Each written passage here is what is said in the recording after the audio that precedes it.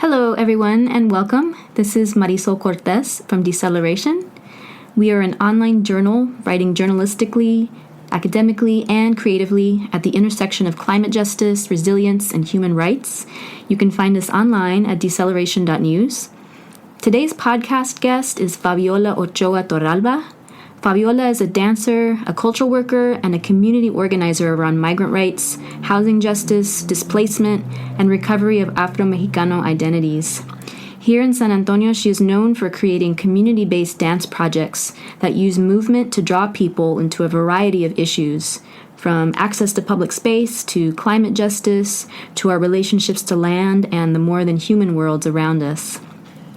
Today's podcast sprang from a conversation that she and I had back in the winter, when she mentioned she was in the process of doing dance research on what she described as bird movement vocabulary, in response to the situation at Bird Island at San Antonio's Elmendorf Lake Park. And just really briefly, the city and military have spent the last year trying to remove a long-standing rookery of egrets from a city park on San Antonio's west side, which is an effort that many residents of the surrounding neighborhoods feel is connected to these larger efforts of the city to demolish nearby public housing. And if you're interested in that story, it can be found on our site. Just visit deceleration.news and search for coverage related to Bird Island. But going back to Fabiola, I was just intrigued by this idea of bird movement vocabulary for the way that it suggested that movement, both bird and human, can be a language. And I'm perpetually inspired by the way Fabiola interweaves the artistic realm with the realms of activism and research. And so, several months and one pandemic later, we finally sat down to talk more about her work, about the theory behind her praxis, and about how her various projects all link together. So here is Fabiola Ochoa Torralba.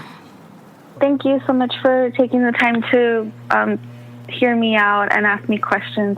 I think it's a good practice to be asked about your work and to talk about it. And it's a very basic way of being engaged with artists and supporting local artists. So thanks for doing that.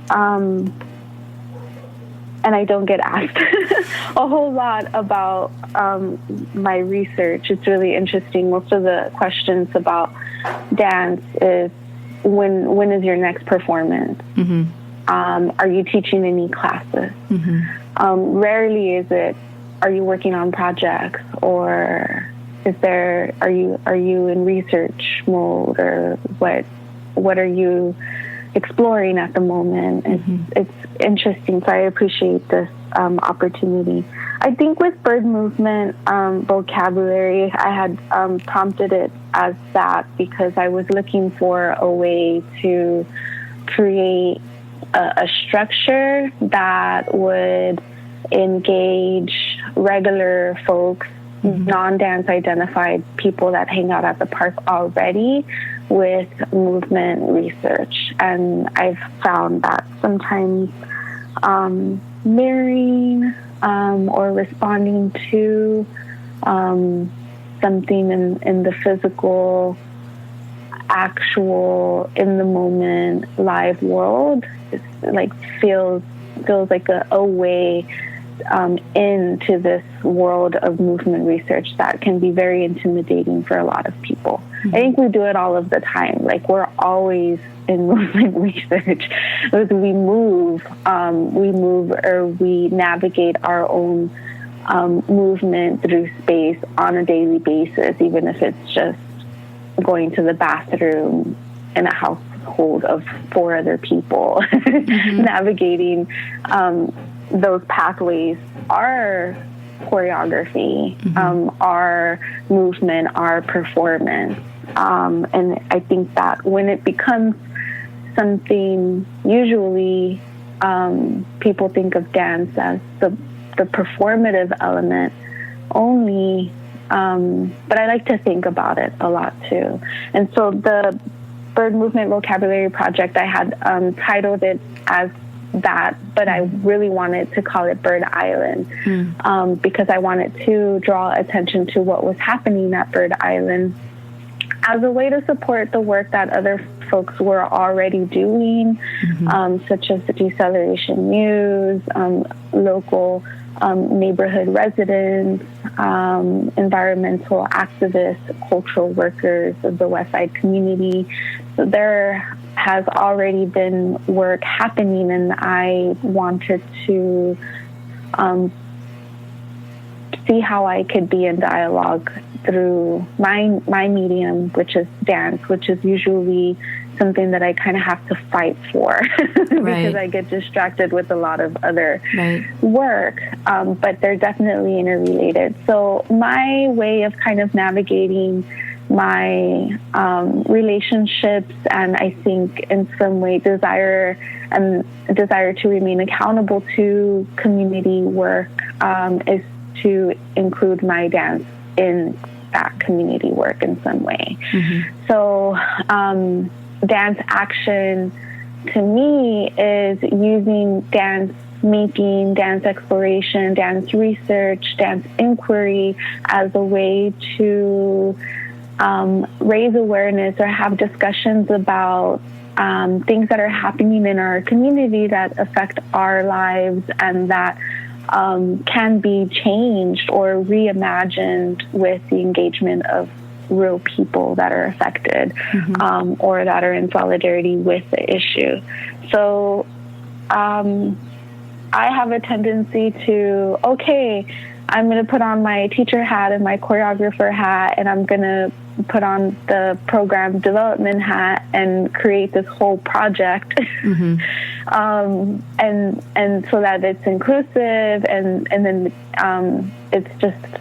there's a lot of a layering that happens when you're working on dance, when you're engaging other people, other bodies. It's just another level of kind of organization and coordination that sometimes just the logistics of it kind of get in the way for me.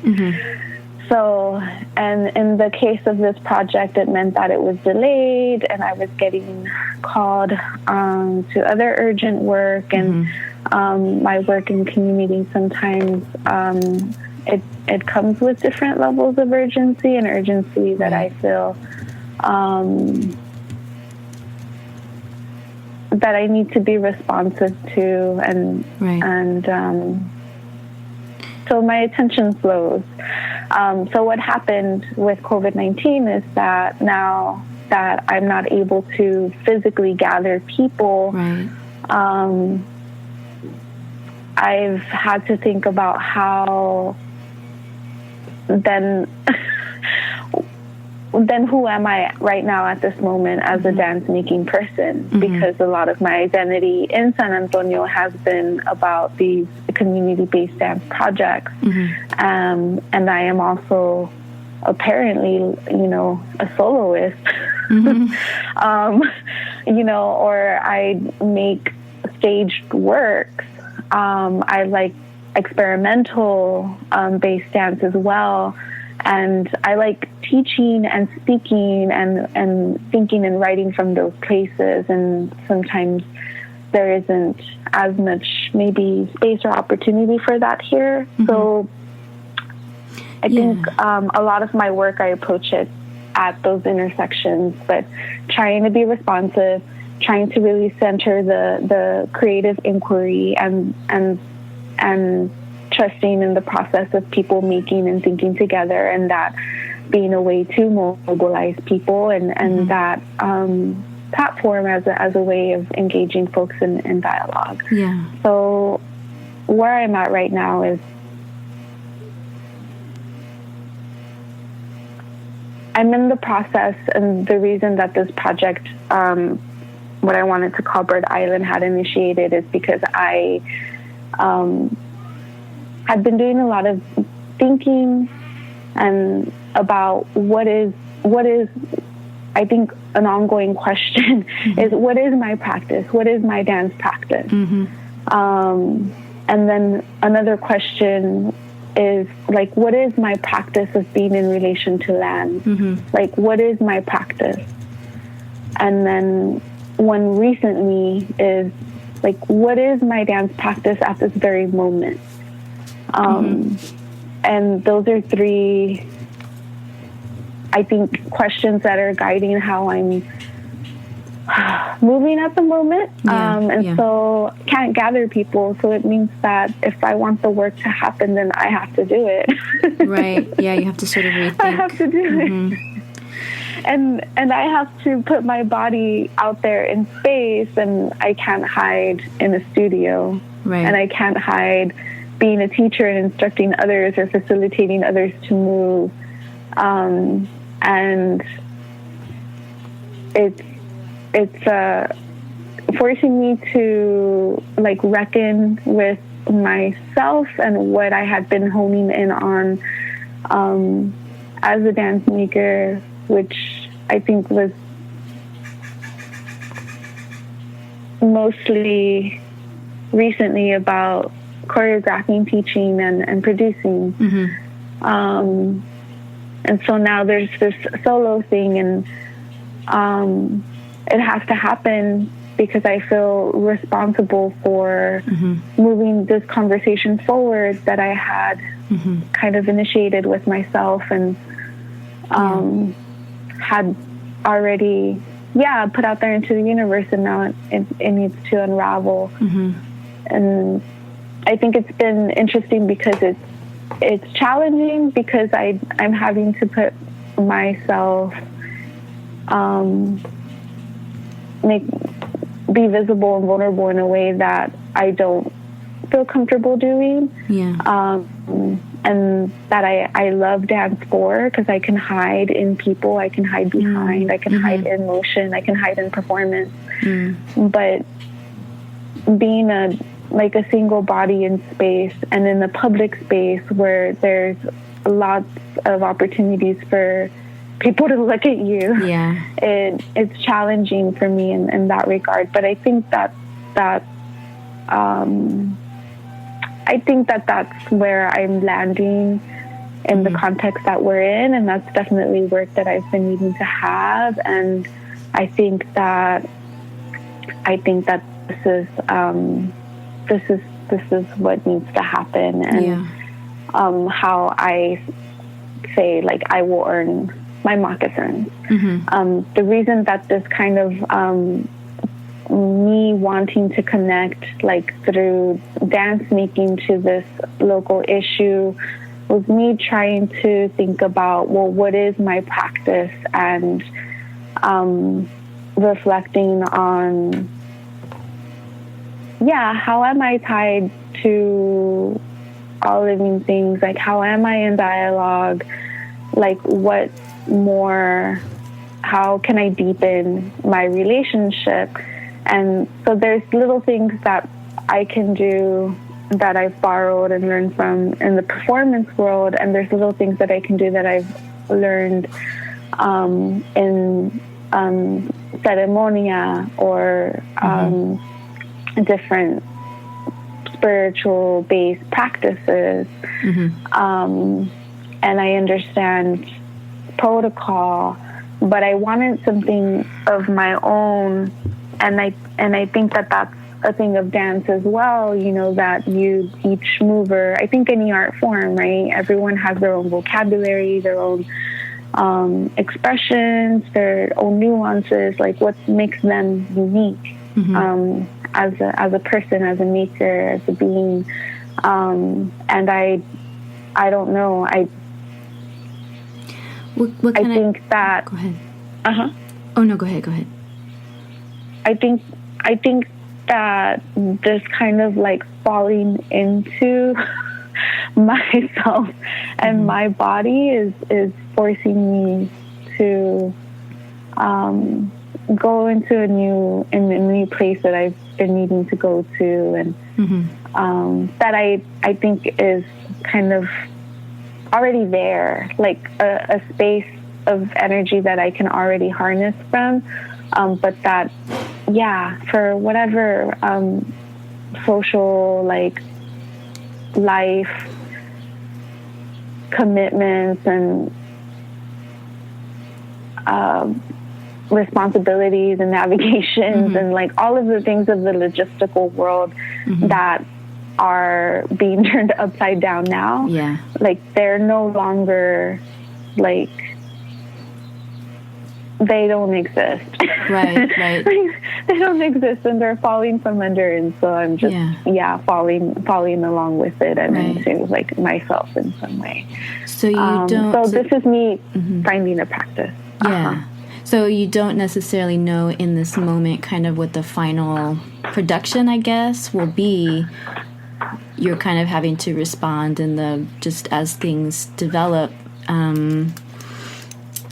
To figure out what that will look like, but you're in process basically.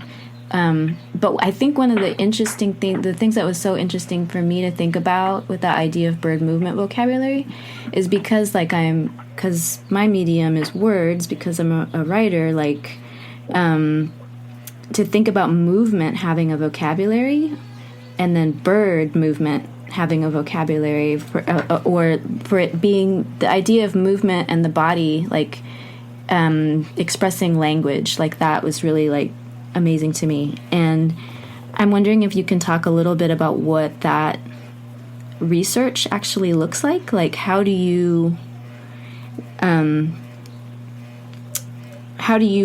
collect information about that language, the embodied language of how birds move, and then what you do with that with your own body. Like, did you go to Elmendorf Lake Park a certain number of days? Were you watching the birds? Were you taking written notes, or were you taking notes with your movement? Just talk a little bit more about kind of the actual research process. Okay, cool. I appreciate these questions. So the bird movement vocabulary concept has now expanded to something that I think other movers of some sort may identify as maybe something called land dance. I don't know officially what land dance is, but in general there are these different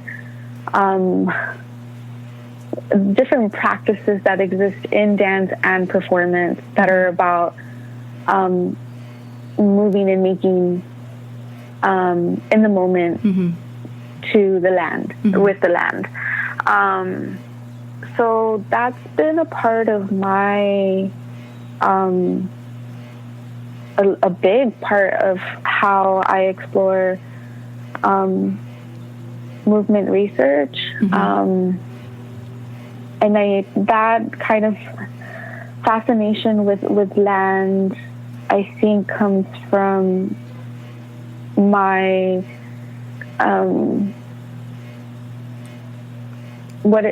desire to what is movement, what is migration, what is displacement, what are the forces that impede movement, what does the color of displacement look like at the moment, just thinking a lot about movement as an individual moving entity, and also movement as a force, and what are the forces and the conditions that move other beings, other things. And so Bird Island, I think for me,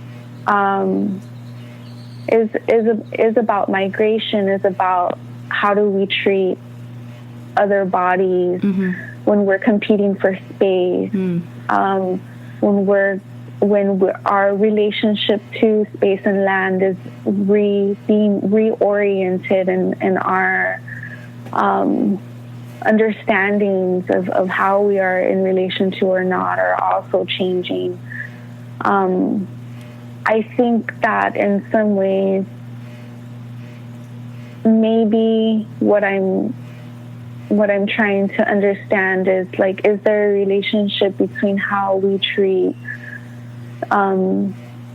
these birds, these species, and how we treat land, how we relate to land and each other. I feel like, I think a lot of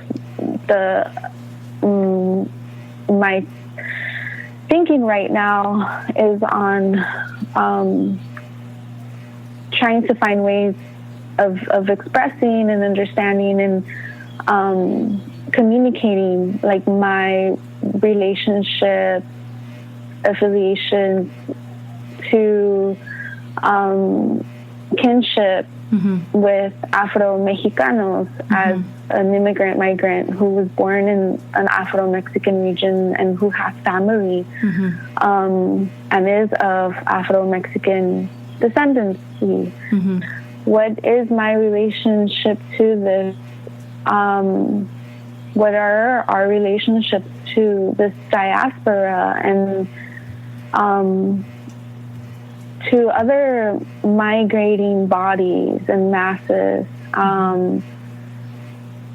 If we think about the environment at the moment, the collapse or regeneration, however you want to see it, there's people and islands and edges at the moment who are being moved and shifted and displaced, and bodies of people who are also, being relocated and detained, and forced to flee on foot.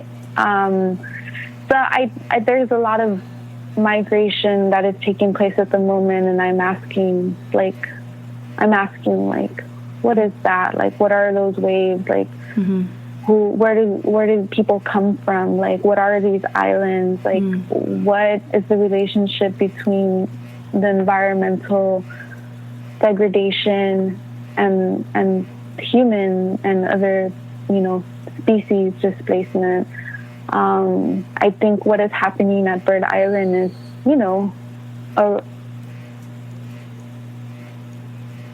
I think it's a reflection of colonialism and how we invade or colonize or monopolize, right, environments. And it's interesting because the contention around these birds are also their overpopulation of this space, right? That's one of the contentions, and yet, their overpopulation and their balance is a result of our disruptions. Right. Disruptions to their ecosystem. So we're all fighting for space. And so I think about, at the moment, the other work that I'm engaged with is housing. And so how, even in a city that already has its very limited resources on accessible, affordable, humane housing, that there are, of course, other folks that are migrating into the city. And so I'm thinking a lot about, yes, there is this protect, who has been here, and I'd say that that's probably a healthy form of nativism, honor the people that have been taking care of this space, of this land. But I don't think that we should say, and this is an unhealthy form of nativism, that, if you're not from here, then you can't be here. So I think it's about, me engaging with housing issues and also thinking about these migrations and forced displacement conceptually in my dance work, and another work, is how do we share space? And I think that that's at the heart of, or one of the hearts, I don't know, I think one of the central kind of maybe questions of Indigenous practice is to think about how we share, how we habitat. How do we live together? So I see those overlaps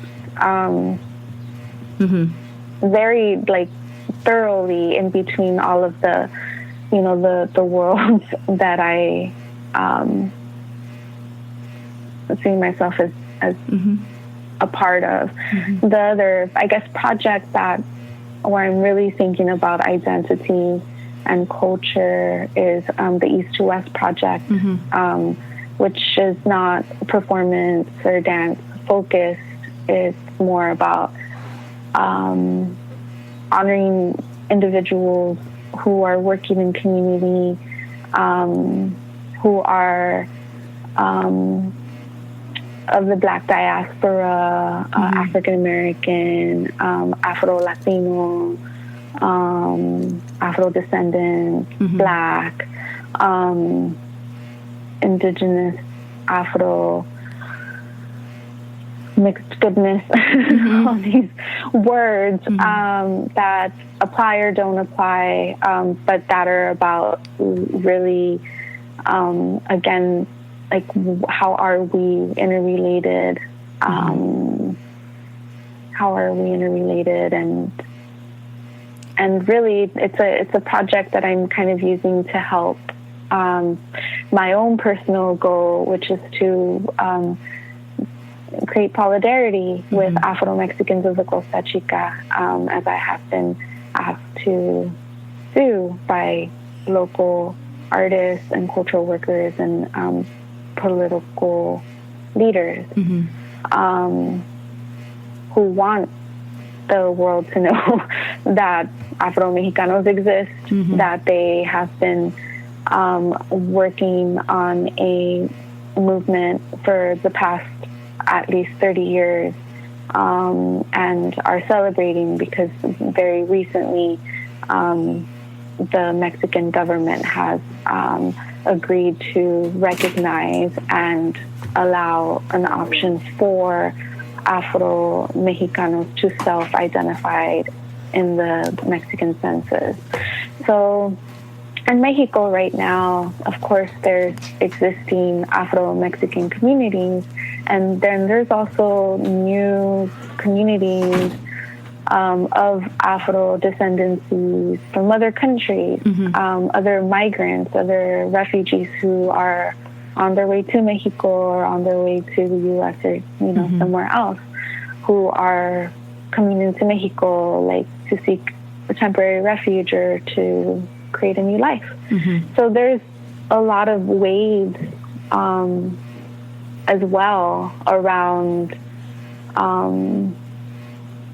Blackness, Black identity, Afro descendancies. Like, there's a lot of different waves. I'm interested in having a conversation about those different waves, like that diversity of understanding, and also like conversations about colonialism. What are the impacts of being forced to take on these categories, these definitions that like don't apply always, are inappropriate, that reify this idea, make real in our imaginations this idea that race as a physical, biological a characteristic or expression is a valid, like, scientific, like, biological truth. Right. So what I've been seeing in, my, like, own trying to understand, like, what is Afro, what is Black, what is, like, Latinx, what is indigenous descendant, what is Native American, like, all of these words, seeing also how those words are limiting and often are words that someone else gave us so that they can understand us, but that aren't appropriate, and ultimately just kind of reinforce this idea that, if you look a certain way, then racially you must be this. Or, and I guess for me, that's, as somebody that is not phenotypically Black, but comes from a family that is Black, and also is very aware of the privilege that I have because I'm a mestiza. I'm darker but not lightest. I'm in the U.S. I'm privileged to have the ability to travel without fear.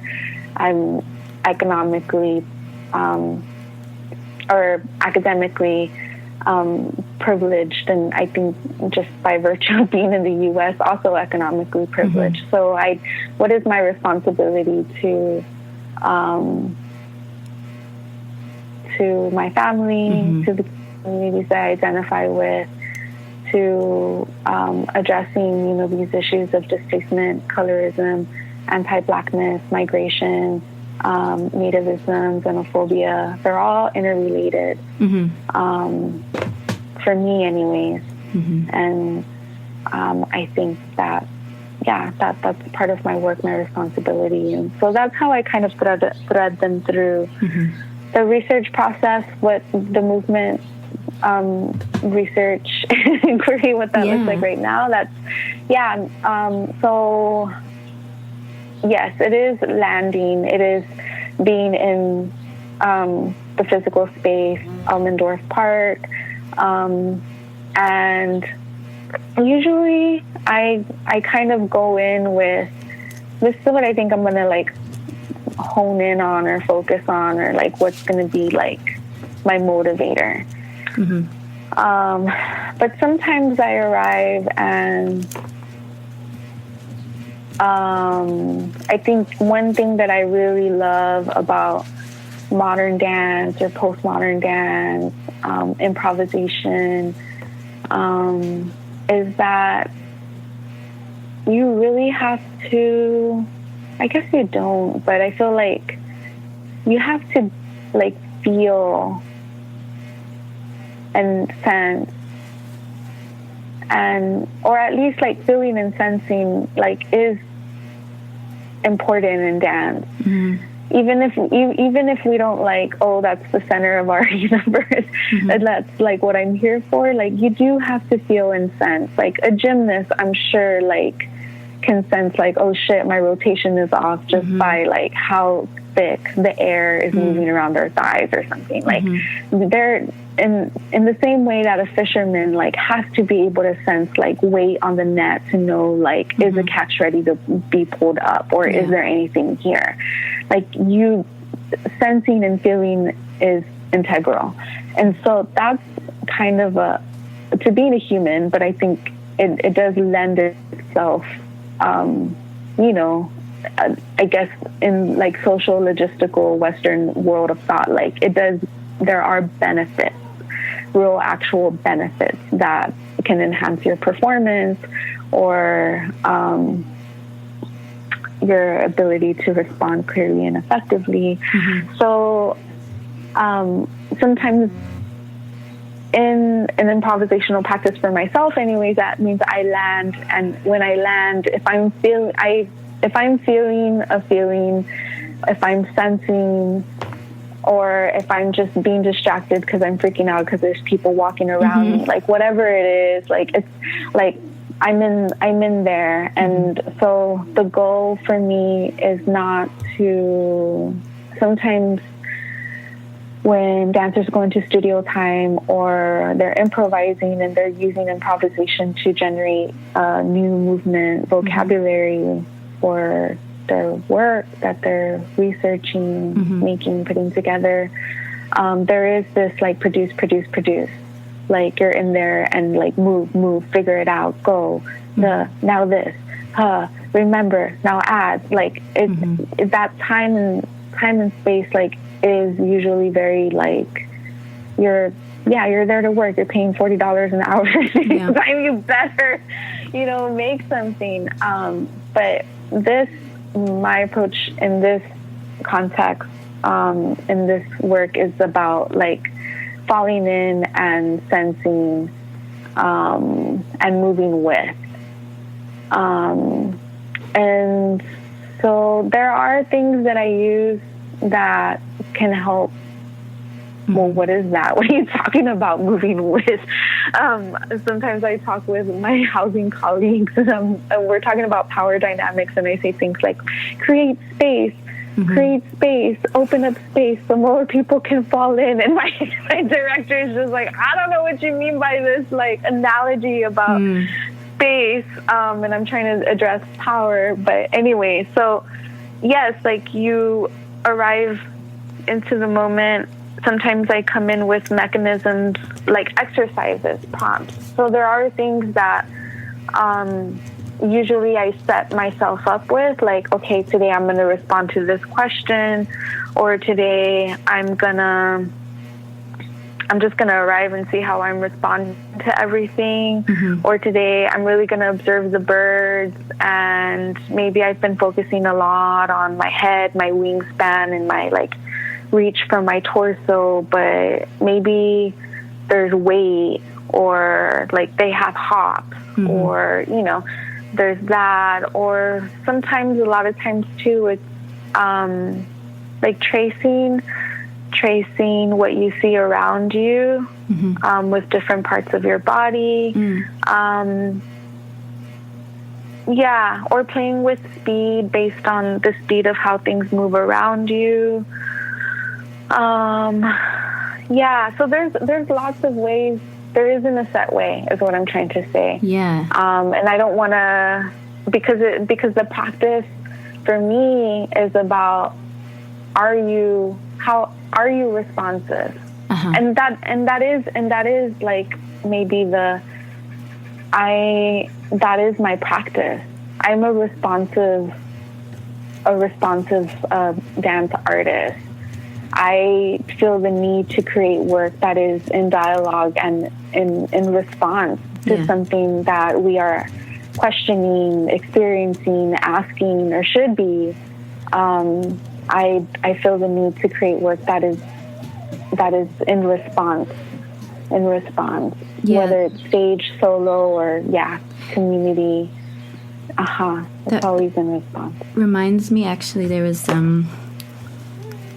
a while back when I was doing my own like grad school research stuff, and I was writing about embodiment and waste and ecologies of waste and where waste goes and ends up in which communities.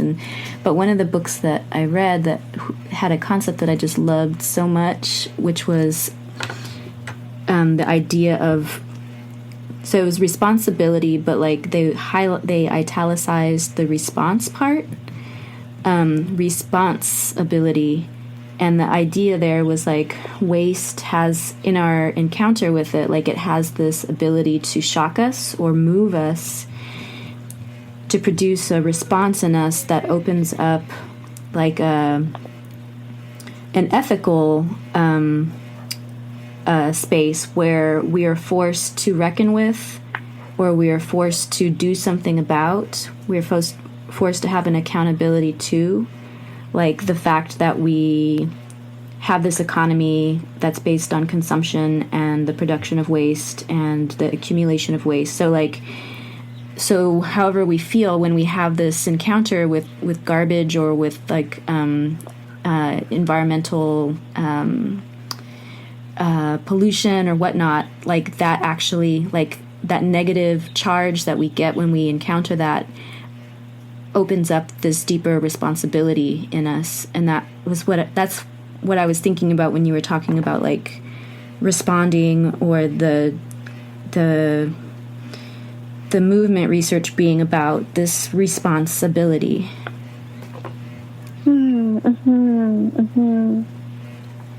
And that being a kind of dialogue that makes the person who's moving have to think about, well, what is my relationship? You know, what is And if I have to think about what is my relationship, then I have to think about what is my responsibility to those beings or to the land or to other people that have been displaced or have moved through spaces or are being moved out of spaces. It's really, really interesting and profound, like, for me to hear you talk about that. And I know, I think Greg's going to need his computer in a minute, but I feel like you, like, all the questions I wanted to ask, you kind of just answered, like, in your responses, just weaving in and out of the various things I wanted to ask you. But I wanted to close just with a final question, because I've heard you talk about the idea of decolonizing dance, and I think you really kind of touched on it already, or started to, or implicitly talked about what that means. But I don't know if there's anything else you want to say explicitly kind of about what that means to decolonize dance, just kind of in closing.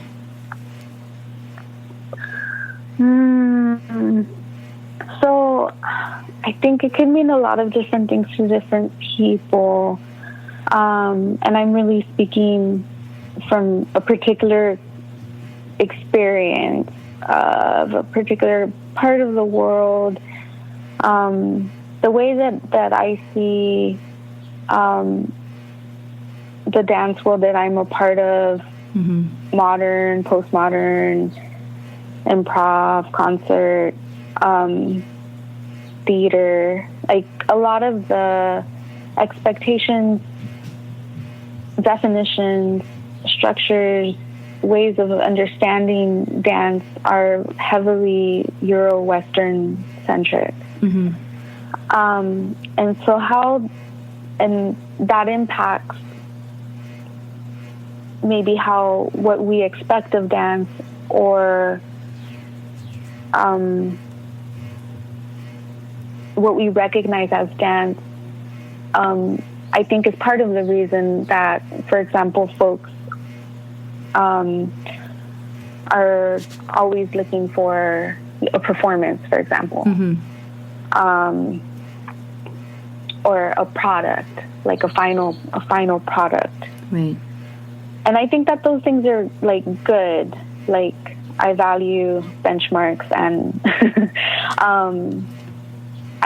I think that they're good things, but I think that they're also kind of processes and ways of understanding movement, dance, and being in relation to each other. They conflict with other worldviews. And I would say, as an example, like in ceremonial-based dance, like danza azteca or danza conchero, and which those and dances, I think, of indigenous and Black Afro-diaspora people throughout the world.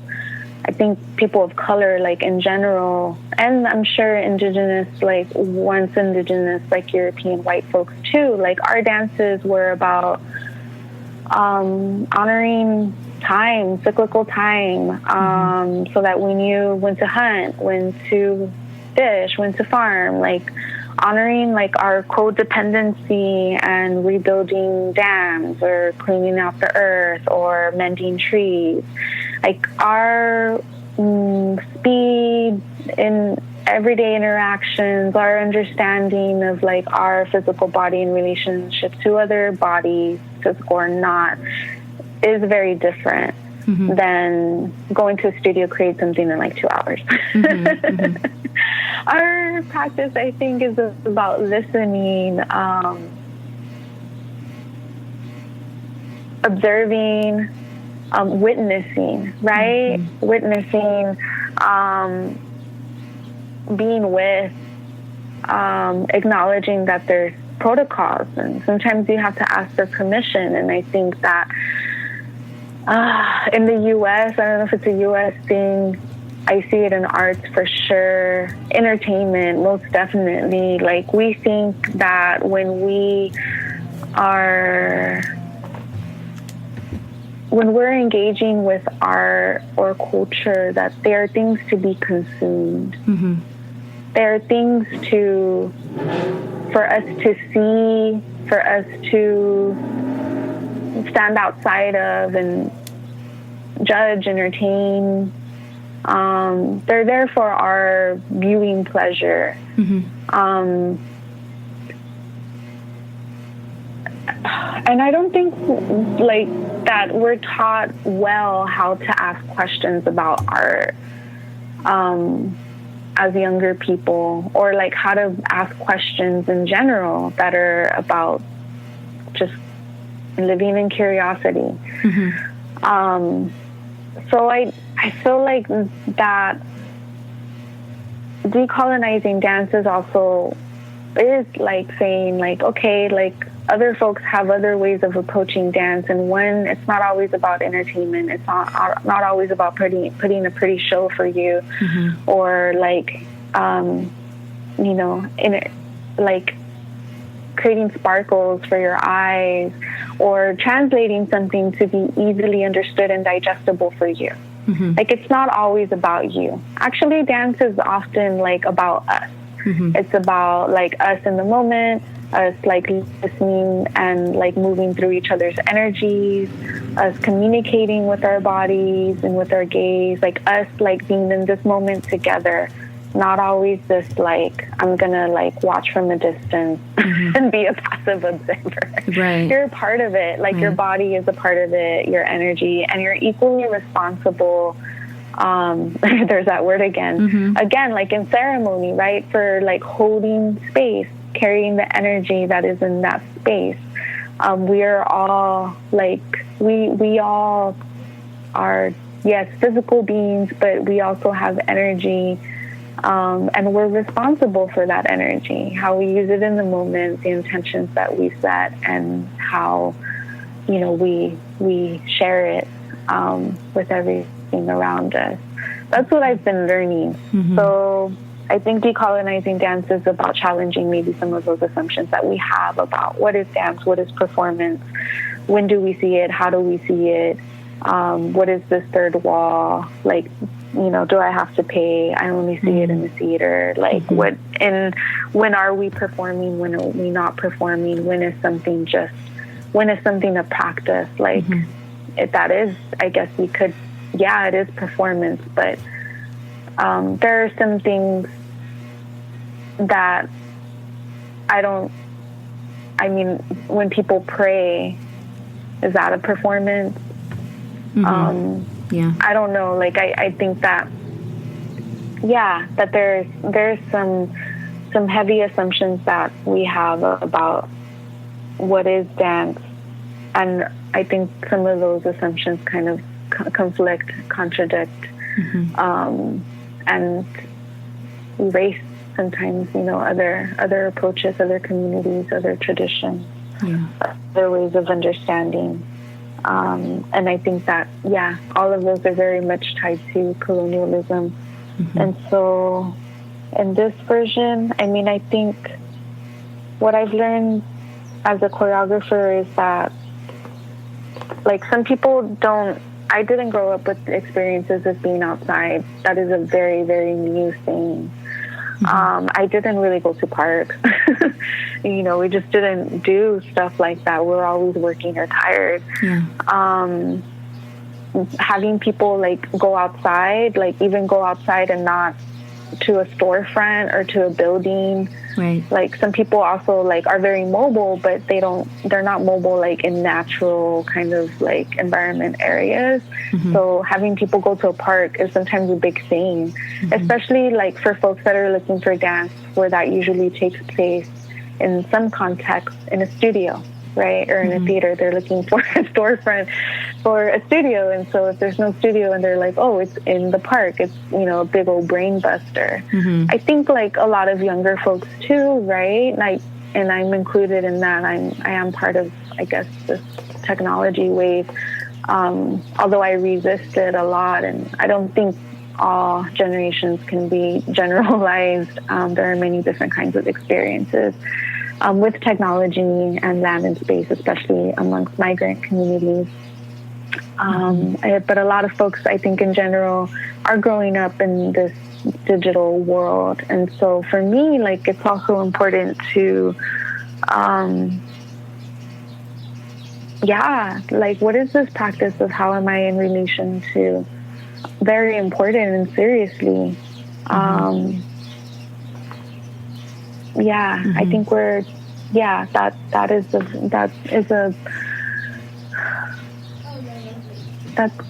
a, and I think like that maybe that is also like what los antepasados like talk about, and current living elders, like that is the practice that we're all fighting for.